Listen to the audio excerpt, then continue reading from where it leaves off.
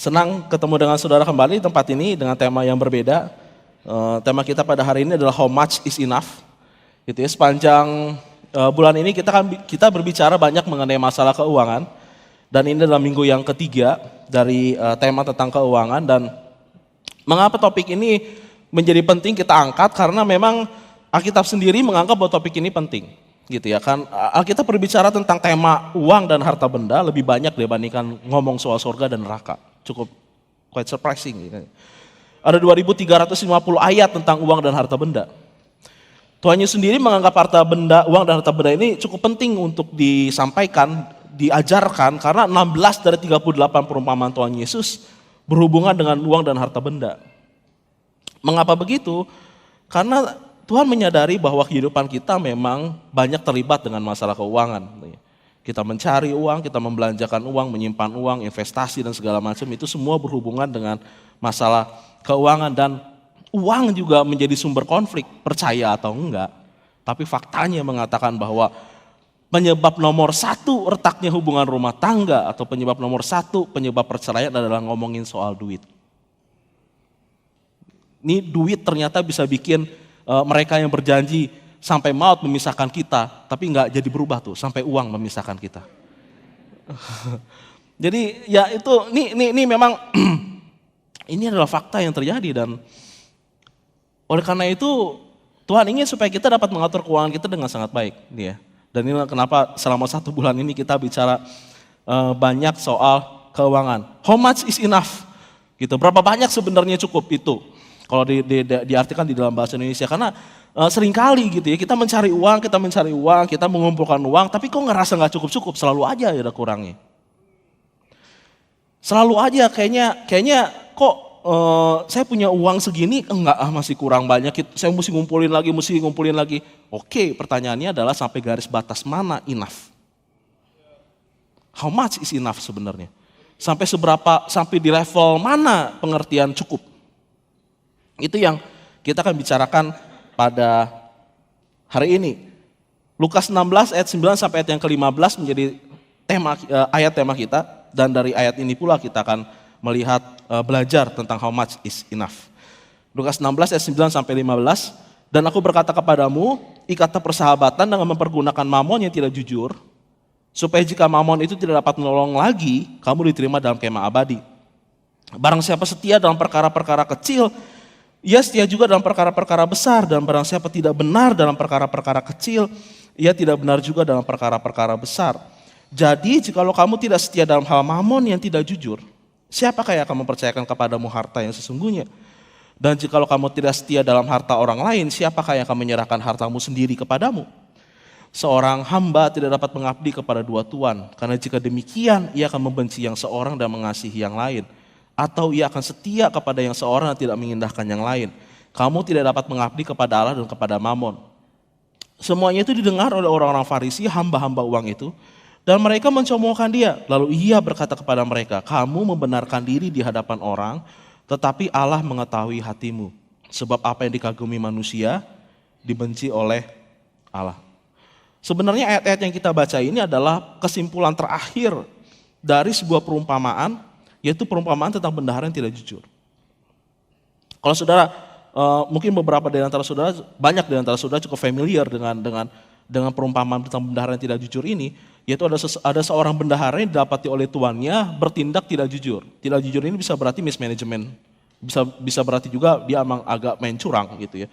Lalu di warning sama bosnya bahwa kamu begini gitu ya, dan si bendaharanya menyadari bahwa kayaknya kemungkinan saya akan kehilangan pekerjaan saya dan kemungkinan besar saya akan dipecat. Lalu dia mulai berpikir. Kalau andai kata saya berhenti dari pekerjaan sekarang, nyari kerjaan susah. Kata orang lagi krisis ekonomi. Lalu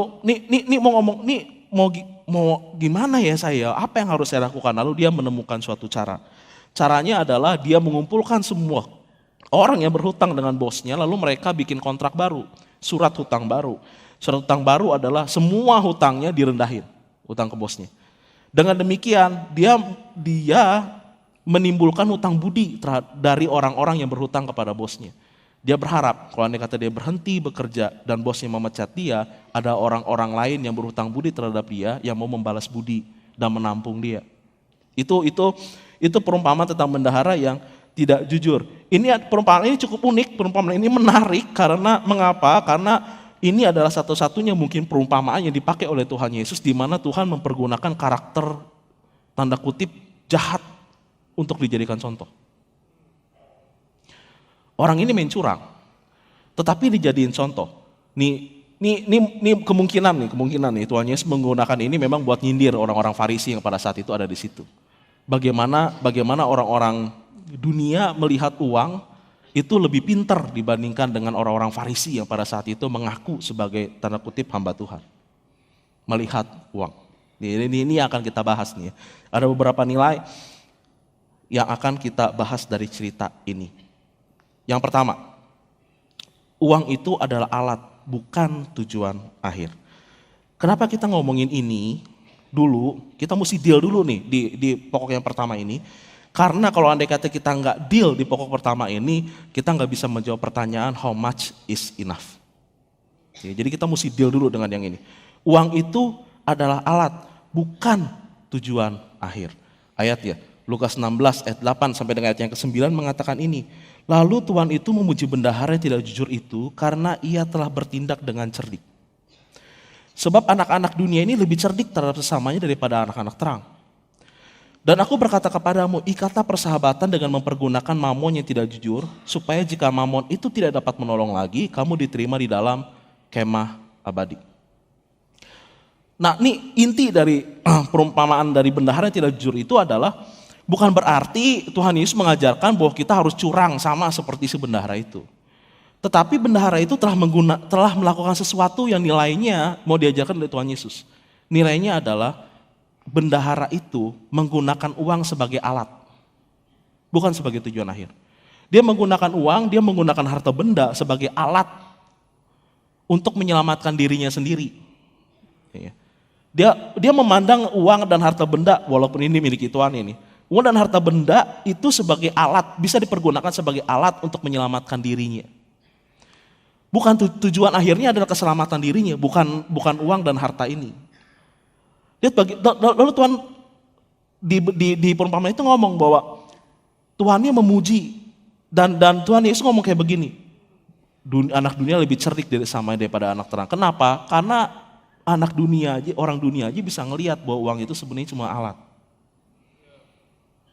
bukan tujuan akhir. Ya. Ini problem. Ini bisa konotasinya positif, bisa konotasinya negatif nih. Saya akan bawa kepada konotasinya positif. Kalau uang bukan tujuan akhir, lalu apa dong yang tujuan akhir? Ayat yang ke-9 kan Tuhan Yesus ngomong begini, ikatlah persahabatan dengan mempergunakan uang yang tidak jujur. Sebab jika uang itu tidak dapat menolong lagi, kamu diterima di dalam kemah abadi. Kata yang dipakai Tuhan adalah, lihat yang dicetak merah. Mempergunakan uang, saya ganti mamon dengan uang ya. Dengan mempergunakan uang yang tidak jujur. Kalau andai kata kalau di situ ada kata mempergunakan, kalau mempergunakan itu kan berarti dipakai uangnya. Dikeluarkan uangnya.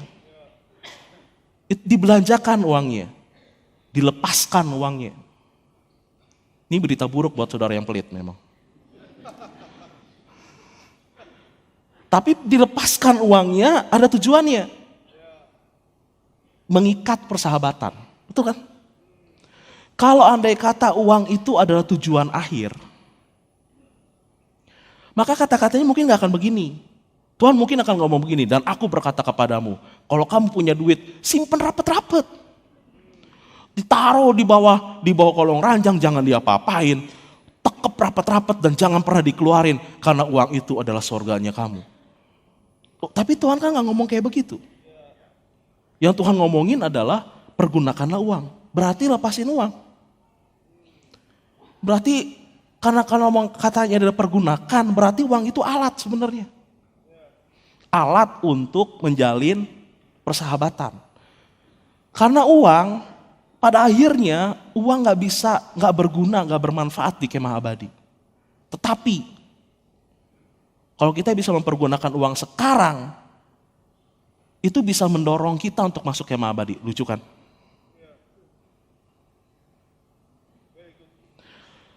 Mempergunakan uang untuk menjalin persahabatan. Persahabatan dengan, ini yang paling penting. Yang penting bukan uang. Yang penting adalah persahabatan dengan Tuhan dan dengan sesama. Tujuan akhirnya kemah abadi. Uang adalah alat, bukan tujuan akhir. Tapi yang menjadi masalahnya adalah seringkali kita memandang uang itulah tujuan akhir. Tergoda untuk memandang uang itu sebagai tujuan akhir. Contoh nih ya, beberapa waktu yang lalu saya lagi ngumpul dengan beberapa teman. Memang yang paling menyebalkan itu memang kalau andai kata kita ketemu alumni, temu alumni itu kayak jadi ajang buat siapa yang paling hebat gitu jadinya. Jadi ngumpul. Lalu ngomongin soal aset, berapa banyak aset yang kita punya. Lalu saya garu-garu kepala sendiri jadinya. Yang satu 3,5 miliar, 2,5 miliar, 2 miliar gitu. Kalau saya aset saya paling gede sebenarnya, soalnya aset saya di sorga, soalnya susah ngukurnya. Cuma jadi gini nih, tapi seringkali ego kita itu jadi ngegede-gedein aset. Kalau andai kata kita nanti nggak ada gitu ya, seakan-akan, aset siapa yang paling gede, siapa yang punya mainan paling banyak, ngerti ya maksud mainan ya? Mobil mahal, mobil mewah, dengan segala macam. Kita tergoda untuk menjadikan patokan itu sebagai yang paling utama. Padahal, kan tadi dia bilang bahwa itu semua cuma alat. Bukan itu yang utama. Yang utama itu adalah persahabatan dengan Tuhan, dengan sesama. Tujuan akhirnya kemah abadi, begitu kan? Kalau andai kata mau bangga, karena tujuan akhirnya adalah persahabatan, hubungan dengan sesama dan dengan Tuhan, banggain dong hubungan sesama dengan hubungan sesama dan hubungan dengan Tuhan. Kalau mau ngebanggain diri, bukan gede-gede asetnya. Karena toh tujuan akhirnya kan itu.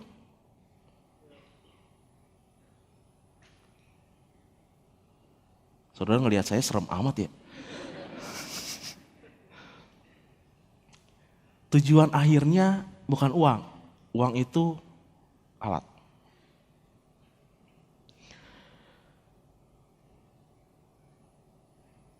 Saya mau ngomong apa tadi? Oleh karena itu gini. Jangan sampai kita jatuh ke dalam dosa ini. Lukas 16 ayat 14 sampai 15. Semuanya itu didengar oleh orang-orang Farisi, hamba-hamba uang itu, dan mereka mencomoohkan dia. Perhatikan kata hamba-hamba uang itu. Lalu Tuhan Yesus berkata kepada mereka, kamu membenarkan diri di hadapan orang, tetapi Allah mengetahui hatimu. Sebab apa yang dikagumi manusia, dibenci oleh Allah. Ini agak serem nih dosanya. Ketika mendengar bahwa Tuhan Yesus mengatakan kepada mereka bahwa pergunakanlah uang untuk menjalin persahabatan. Karena jika uang tidak dapat menolong kamu lagi, persahabatan itu bisa menolong kamu masuk ke dalam kemah abadi. Gitu kan kata-katanya ya kan. Jadi yang pentingnya memang persahabatan itu dalam kemah abadi, bukan uangnya, uang itu alat. Dan ketika mendengar itu, orang-orang Farisinya ketawa. Ada penjelasannya di dalam Alkitab kenapa mereka ketawa, kenapa mereka mencomooh. Karena mereka itu adalah hamba-hamba uang.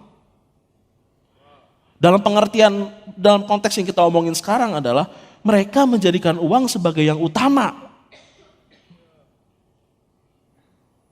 Bukan hubungan dan kemah abadi yang utama. Tapi uang yang utama. Ini hamba-hamba uang. Dan ini kan yang seremnya kan begini. Kata-kata yang di ayat 15 sih, kamu membenarkan diri di hadapan orang, tapi Allah mengetahui hatimu. Berarti ada hamba-hamba uang yang bisa jadi secara lahiriah lurus, rohani kelihatannya. Tapi sebenarnya hamba uang.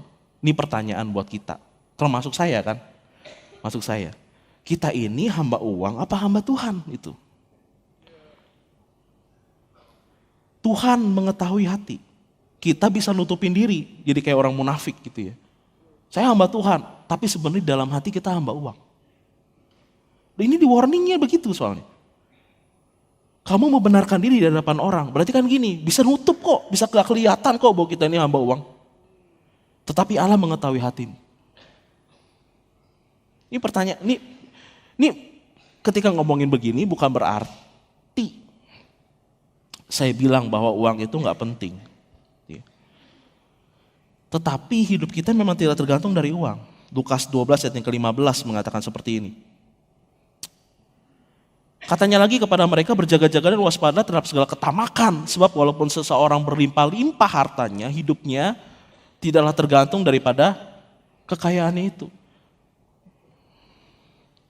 Hidup kita tidak tergantung dari kekayaan kita. Firman Tuhan ini ngomong kayak begitu. Ini sekali lagi ya, bukan berarti saya menihilkan bahwa kita nggak butuh uang. Kalau begitu kita nggak butuh, enggak. Kita masih butuh uang. Uang itu tetap penting, betul nggak? Dan saya juga masih butuh uang. Jadi kalau andai kata ada yang mau rekening saya, ntar setelah ini kita ngomong. Just kidding. Tapi uang yang dipertanyakan bukannya masalah penting atau tidaknya uang, tetapi posisinya uang ada di mana dalam hidup kita. Tuh.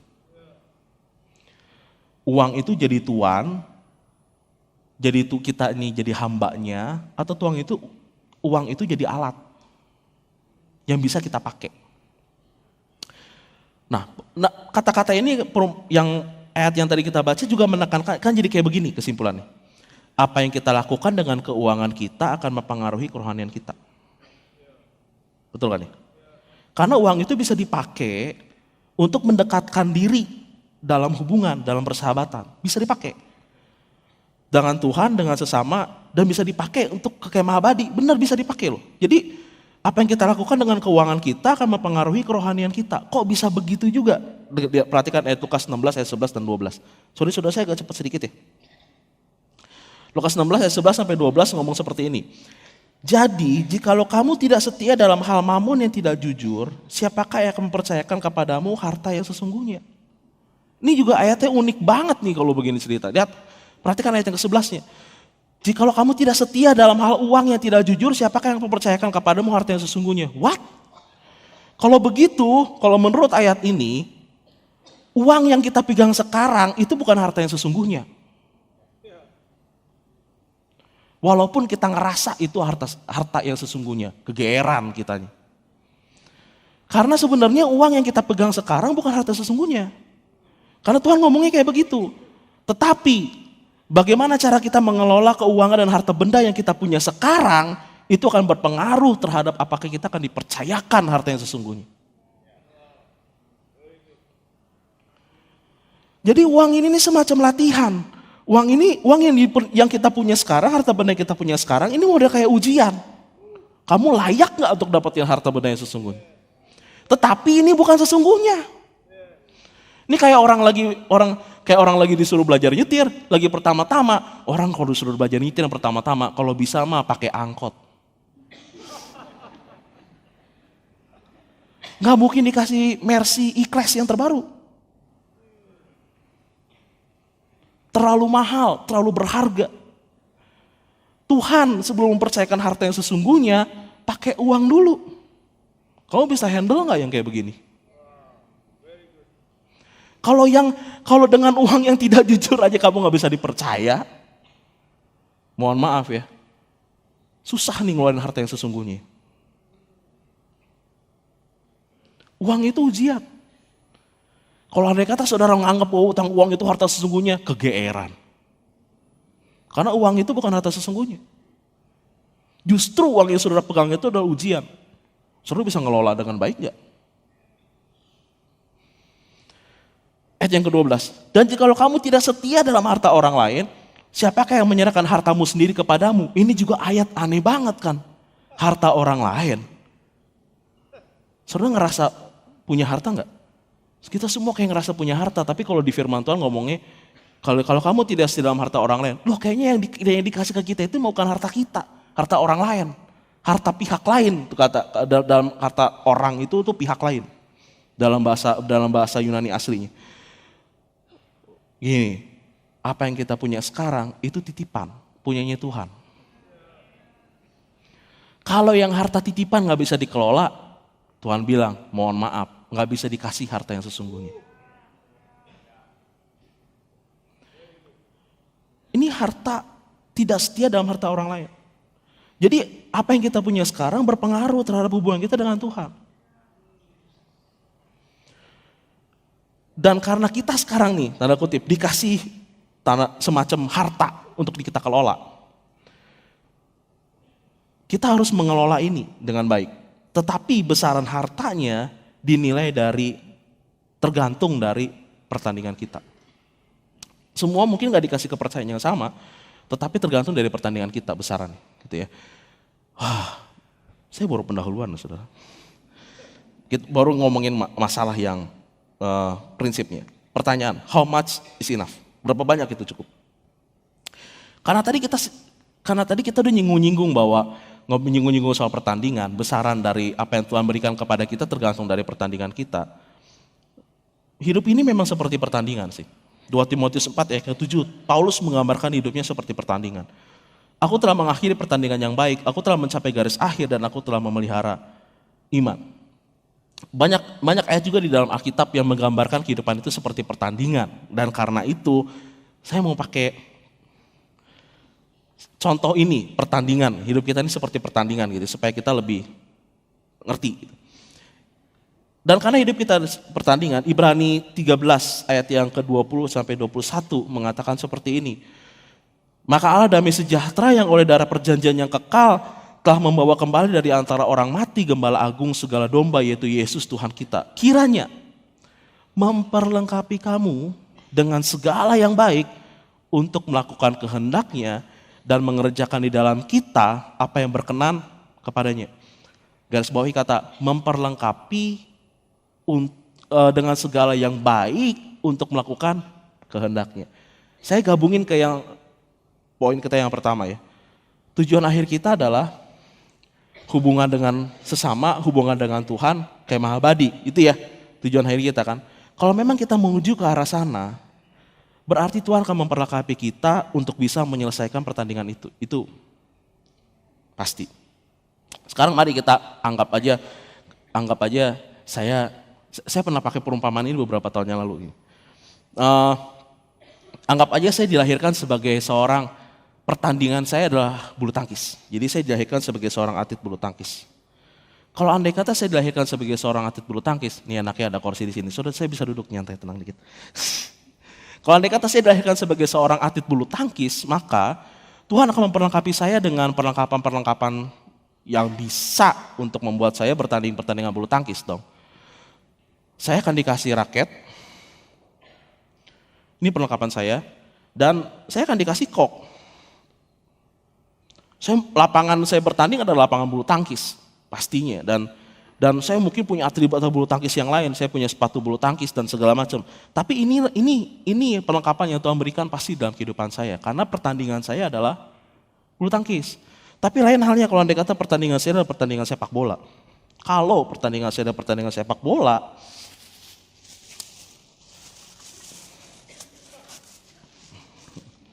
maka perlengkapan yang Tuhan berikan kepada saya adalah bola. Bola ini. Dan dia akan kasih saya sepatu bola. Kali ini pertandingan saya. Tuhan memperlengkapi saya. Supaya saya bisa menang di pertandingan saya. Wait. Yang jadi masalah kita adalah ketika saya main bulu tangkis, saya ngeliat orang main bola. Lalu saya mulai ngelihat dan saya mulai mikir-mikir gitu ya. Yang saya pikir-pikir adalah,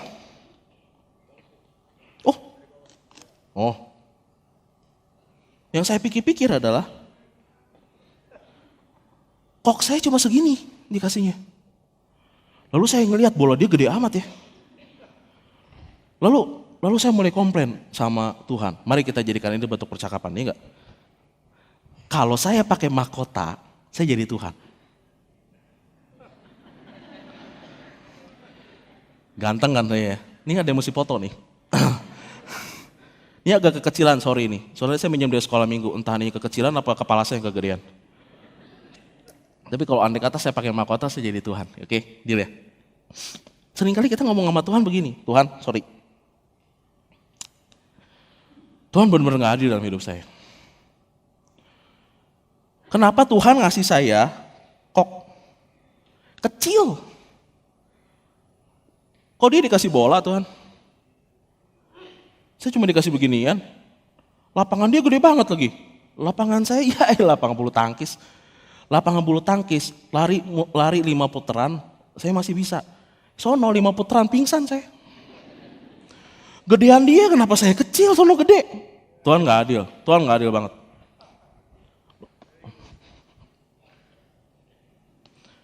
Nah, kamu itu atlet bulu tangkis. Dia bukan atlet bulu tangkis.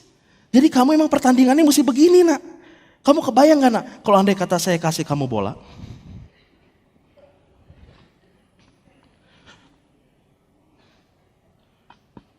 Gimana cara kamu mainnya?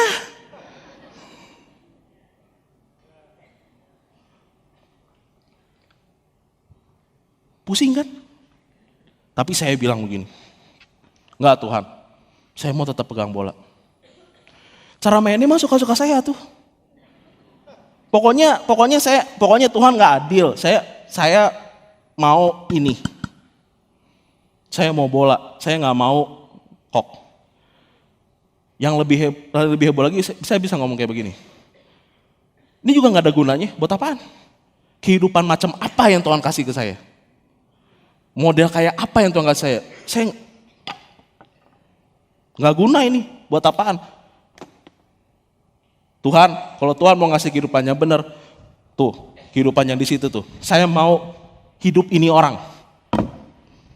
Yang punya bola, yang punya lapangan sepak bola. Saya nggak mau hidup itu. Itu nggak membawa saya kepada kesuksesan.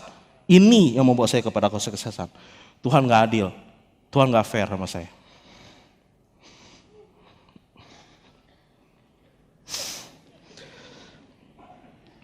Nah, kamu didesain untuk menjadi atlet bulu tangkis. Kamu ngapain diri di situ? Kamu diciptakan bukan buat itu. Kamu diciptakannya ke sini, bukan ke situ.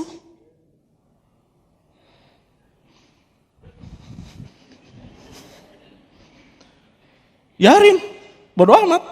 Pokoknya saya mau ada di sini, saya nggak mau ada di situ.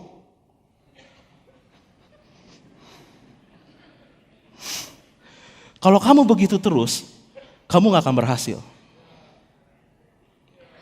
Karena jalur sukses kamu di sini, bukan di situ.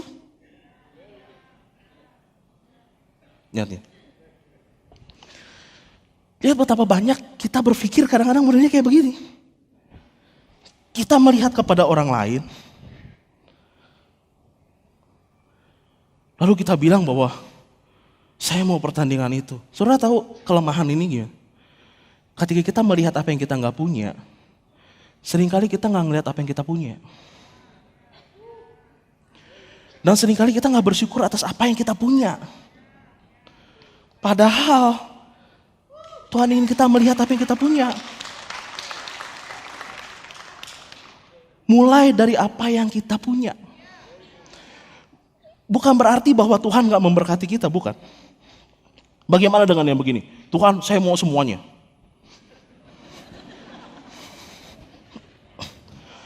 Saya mau bola juga, saya mau kok juga, saya mau raket juga. Pokoknya saya mau semua, gitu ya. Saya mau semuanya. Ini problem nih.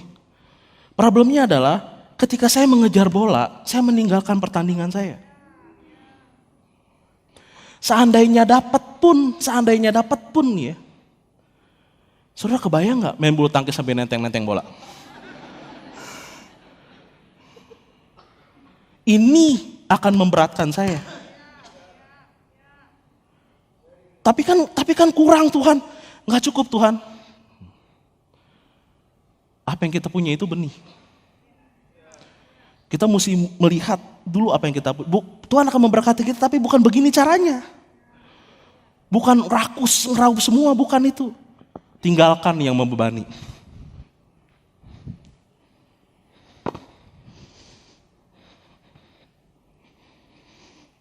Lalu lihat apa yang kita punya. Ini adalah benih. Dan ini bisa berkembang. Kita akan bahas nanti ya. Dan ini problemnya juga, seringkali kita ngerasa kurang. Karena jangan-jangan karena kita menginginkan terlalu banyak. Ini problem nih. Seringkali kita nggak bisa misahin mana kebutuhan, mana nafsu. Kalau andai kata nafsu, pasti capek ngejarnya. Karena Tuhan berjanji untuk memenuhi kebutuhan, bukan memenuhi nafsu, bukan. Kalau ditanya, kalau kita balik lagi ke pertanyaan, how much is enough?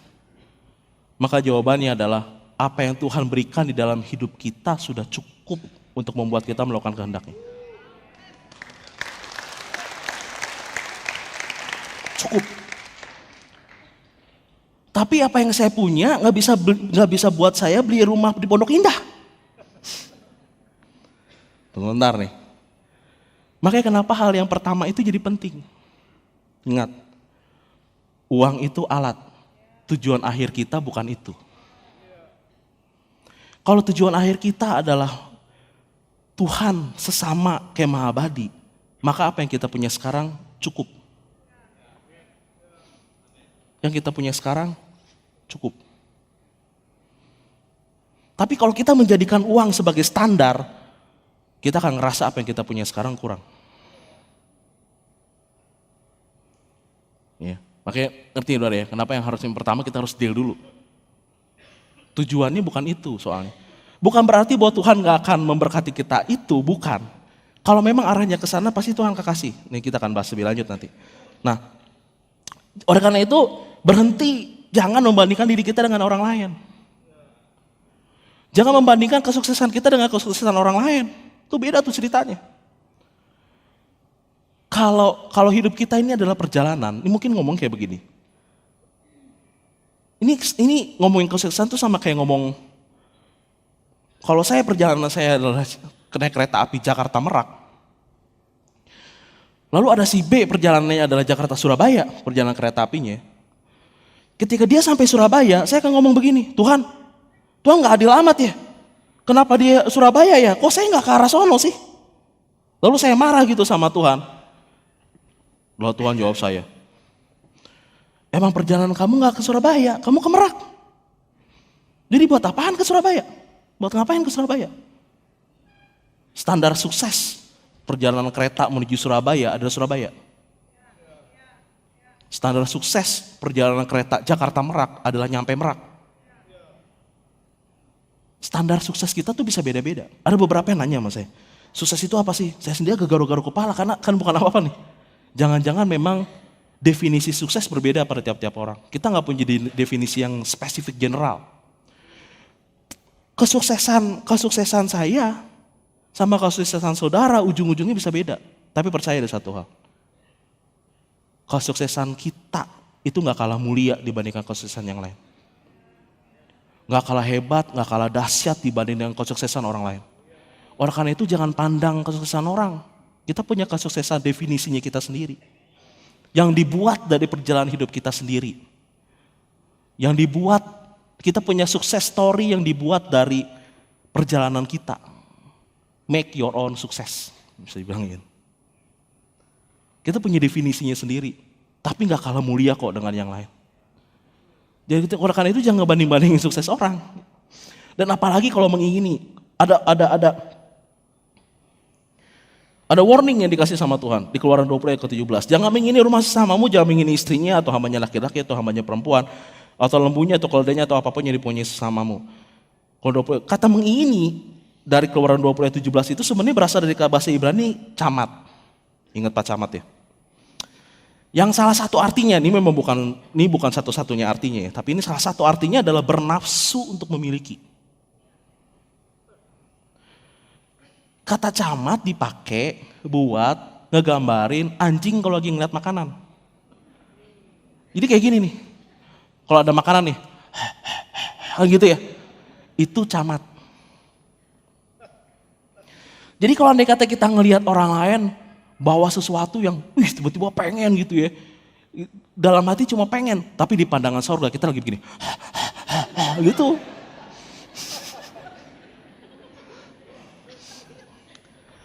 Itu camat. Tapi kan Dibilang jangan mengingini gitu. Bertandinglah di pertandingan kita sendiri. Lalu kemajuan diukurnya dari mana dong? Kemajuan diukurnya adalah dari perjalanan kita di tahun lalu. Perjalanan kita kemarin. Kalau andai kata sekarang saya lebih baik dibandingkan saya di masa lalu, berarti saya sedang bergerak maju. Jangan ukur dari kesuksesan orang. Jangan ukur kesabaran saya dengan Mother Teresa, jauh bener. Tapi ukurlah kesabaran saya dari kesabaran saya tahun lalu. Kalau ada progres berarti saya sedang meningkat dalam perjalanan saya.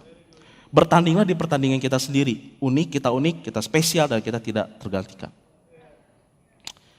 Terakhir, yang kita punya sekarang adalah benih. Ini sebenarnya adalah tema khotbah minggu depan. Jadi saya cuma cuplik sedikit aja, nggak mau banyak-banyak. Ini tema minggu depan. Saudara mesti datang tuh ibadah minggu depan karena saya yakin saudara pasti diberkati. Yakin banget saudara pasti diberkati. Karena khotbah minggu depan tuh keren banget. Yang kita punya sekarang itu adalah benih. Lukas 16 ayat yang ke-10 mengatakan begini. Barang siapa setia dalam perkara-perkara kecil, ia setia juga dalam perkara-perkara besar. Dan barang siapa tidak benar dalam perkara-perkara kecil, ia tidak benar juga dalam perkara-perkara besar. Oleh karena itu jangan remehkan tanggung jawab kecil. Karena kesetiaan dalam perkara kecil akan menuntun kepada perkara besar. Saya balik lagi ke pertandingan nih. Kalau hidup kita ini adalah pertandingan, bukan berarti bahwa Tuhan gak memberkati kita. Enggak, Tuhan itu adalah Allah yang memberkati kita dengan melimpah. Dan memberikan kepada kita yang terbaik. Cuma, kita mesti belajar melihat apa yang kita punya. Yang kita punya ini adalah benih. Dan namanya benih punya potensi untuk berlipat ganda. Maksudnya gini. Saya mengucap syukur atas Tuhan, atas apa yang telah Tuhan beri dalam kehidupan saya, yaitu ini.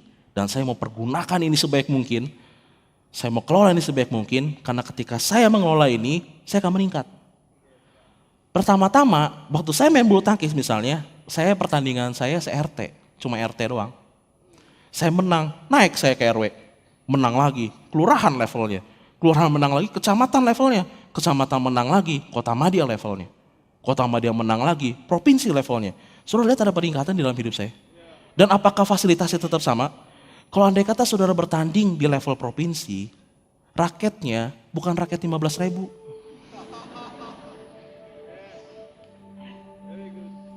Yang pakai buat 3 kali smash tuh, nyik, gitu bunyinya. Itu buat level RT. RT nggak separah-parah amat gitu ya. Tapi dengan semakin meningkatnya, berkembangnya kehidupan kita, kehidupan kita makin meluas dan fasilitas yang Tuhan kasih semakin meningkat.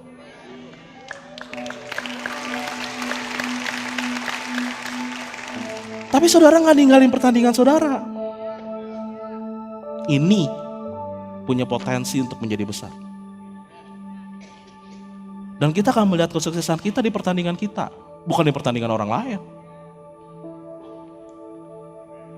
Semuanya dimulai dari bersyukur atas apa yang saudara punya. Bukan dari apa yang saudara gak punya. Dan bukan dari apa yang saya gak punya. Tapi dimulai dari apa yang kita punya. Ada contoh. Steven Spielberg mengatakan, kisah Steven Spielberg, dia gak langsung bikin Jurassic Park. Enggak.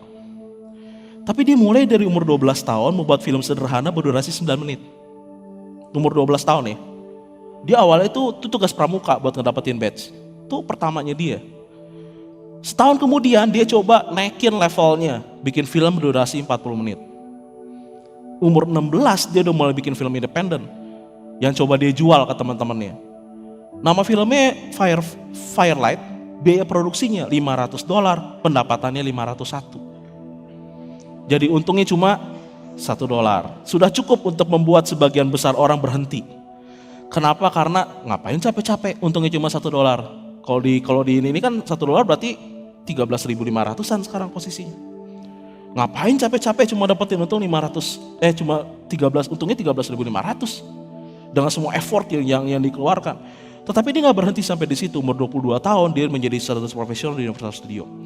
Semuanya dimulai dari kecil. Kalau andai kata saudara sedang mengerjakan suatu hal yang kecil pada saat sekarang ini, tenang.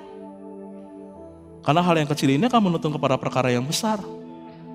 Tapi lakukan ini dengan setia, karena ini yang diomongin sama firman Tuhan. Barang siapa kamu setia melakukan perkara yang kecil, maka kamu juga akan setia dalam perkara yang besar. Perkara yang besar itu akan datang. Itu pasti. Tapi setia gak dalam perkara yang kecil? Apa yang kita punya benih, dan ketika benih itu ditabur, dia punya potensi berlipat ganda. Oleh karena itu kembangkan pola sukses yang membuat kita percaya kepada diri kita sendiri. Ya. Kalau kita nggak percaya kepada diri sendiri, belum apa-apa kita sudah gagal. Fokuslah. Yang terakhir nih, yang terakhir. Saya udah ngomong belum yang terakhir? Bawel kalau udah di depan. Fokuslah kepada apa yang bernilai kekal. Saya recap ya. Uang dan harta benda itu alat, bukan tujuan akhir. Bersyukur kalau andai kata Tuhan memberikan kepada saudara materi yang banyak. Bersyukur. Tetapi ingat, itu bukan tujuan akhir. Itu adalah alat yang harus dipergunakan, bukan ditekepin. Pergunakan itu untuk membangun hubungan dengan Tuhan dan dengan sesama, supaya kita diterima di kemah abadi. Amin. Mari, saya undang saudara bangkit berdiri.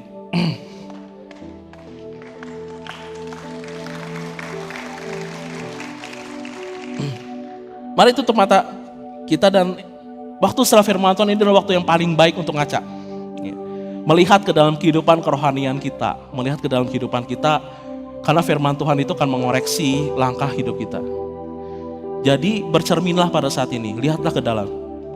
Lihatlah ke dalam, ini adalah antara diri kita dengan Tuhan, jadi jangan lihat orang lain. Lihat ke dalam diri kita sendiri dengan Tuhan. Lalu tanyakan seperti ini, apakah saya mengucap syukur atas apa yang saya punya sekarang? Mengucap syukur atas apa yang telah Tuhan beri, seluruhnya, banyak hal. Apakah saya pada saat ini punya rumah tinggal? Apakah saya pada saat ini memiliki keluarga? Apakah saya semua yang saudara punya pada saat ini? Apakah saya mengucap syukur atas hal itu? Apakah pada saat ini saudara sedang merasa iri dengan keberhasilan orang lain atau kesuksesan orang lain? Dan merasa bahwa apa yang saudara punya kurang? Kalau pada saat ini saudara merasa bahwa saudara nggak mengucap syukur atas apa yang saudara punya, kalau pada saat ini saudara merasa bahwa apa yang saudara punya ini kurang untuk membuat saudara sukses, berhubungannya dengan Tuhan dan katakan kepada Tuhan, Tuhan, saya tahu apa yang kau berikan dalam hidup saya cukup, dan saya mau memakai ini untuk kemuliaan nama Tuhan. Kalau saudara rindu dipakai, kalau saudara rindu untuk memberikan apa yang saudara punya, apa yang Tuhan percayakan kepada kehidupan saudara, untuk mengembangkan persahabatan dengan Tuhan dan dengan sesama, untuk mencapai kemah abadi, pada saat ini angkat tangan saudara sebagai bentuk komitmen saudara. Angkat tangan saudara kepada Tuhan. Berdoalah kepada Tuhan. Katakan kepada Tuhan, katakan kepada Tuhan, Tuhan, saya mengucap syukur atas semua yang saya punya. Sebutkan apa yang saudara punya. Saya mengucap syukur. Berdoalah kepada Tuhan dengan bahasa saudara sendiri. Berhubunganlah dengan Tuhan. Katakan kepada Tuhan, Tuhan, how much is enough? Ini enough. Apa yang saya punya cukup. Saya gak punya alasan untuk tidak mengasihi Tuhan, gak punya alasan untuk tidak bisa mengasihi sesama. Saya gak punya alasan karena Tuhan telah memberikan yang terbaik, cukup dalam hidup saya. Katakan kepada Tuhan, Tuhan terima kasih atas apa yang telah Engkau beri. Terima kasih atas apa yang telah Engkau beri. Lalu berdoalah kepada Tuhan, katakan, Tuhan, sekarang saya mau Tuhan mempergunakan apa yang telah Engkau taruh dalam kehidupan saya. Apa yang telah Engkau taruh dalam kehidupan saya. Saya rindu Tuhan. Saya ingin menjadi berkat juga buat banyak orang. Saya ingin diterima dalam kemah abadi, sehingga ketika apa yang saya punya sekarang tidak dapat menolong saya diterima dalam kemah abadi. Bapak surgawi, kau lihat tangan-tangan yang terangkat. Ini adalah tangan-tangan yang berkomitmen kepada Tuhan. Ini adalah tangan-tangan yang bersyukur atas apa yang telah Tuhan beri dalam kehidupan mereka. Ini adalah tangan-tangan yang mengatakan, Tuhan terima kasih atas semua yang telah kau taruh dalam hidupku. Karena semua yang telah kau berikan itu baik. Terima kasih Tuhan atas segala sesuatu. Terima kasih atas talenta yang kau beri, keahlian yang kau beri. Terima kasih atas keluarga, terima kasih atas rumah, terima kasih atas kendaraan. Terima kasih Tuhan. Terima kasih. Terima kasih. Dan pada saat ini Bapa Surgawi, atas apa yang telah kau taruh dalam kehidupanku, atas apa yang telah kau taruh dalam kehidupan kami untuk memakai ini untuk kemuliaan nama Tuhan, untuk menjalin hubungan yang erat bersama-sama dengan Tuhan, untuk menjalin hubungan persahabatan yang erat juga dengan sesama. Kami rindu Bapa Surgawi, kami memakai apa yang kami punya untuk membuat keluarga kami semakin dekat, untuk membuat gereja ini semakin bertumbuh, untuk membuat life kami juga semakin bertumbuh, untuk membuat komunitas kami juga semakin bertumbuh. Kami rindu Tuhan, karena kami tahu ini, apa yang kami punya ini adalah alat. Dan ketika apa yang kami punya tidak dapat menolong lagi, kami tahu kami akan diterima di dalam kemah abadi. Bersyukur atas kebaikan Tuhan dalam kehidupan kami. Terima kasih ya Bapa Surgawi.